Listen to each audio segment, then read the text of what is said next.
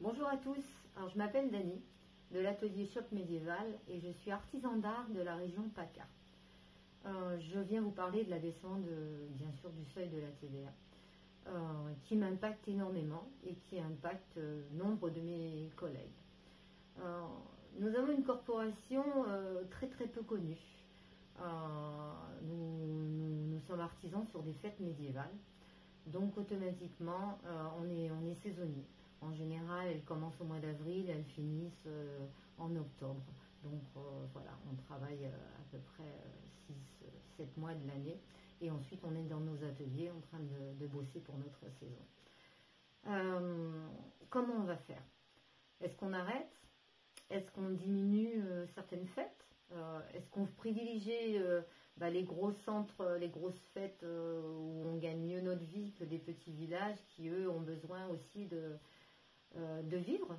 C'est surtout eux qui ont besoin de vivre, parce que quand on vient un week-end, automatiquement on fait vivre un petit peu le village. Il y a du tourisme qui vient, il y a des gens qui viennent, qui vont à l'hôtel, qui vont au bar, qui vont à la boulangerie, etc., qui viennent nous voir. On montre aux plus jeunes, surtout moi avec mes jouets, comment se fabrique un arc.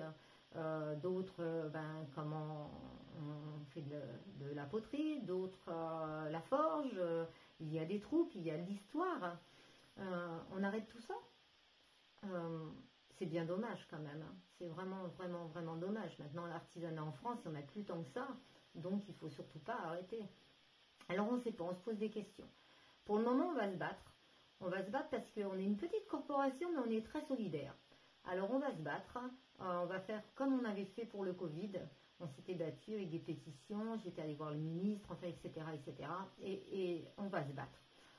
On va essayer d'avoir cette annulation avec vous, la FNA, et c'est très bien. On va signer les pétitions, on va partager sur les réseaux sociaux, on va espérer justement que toutes ces petites entreprises-là, que ce soit dans notre corporation ou dans une autre, ne se cassent pas la figure. Parce qu'on a vraiment besoin d'artisanat en France. On a vraiment besoin que ça reste.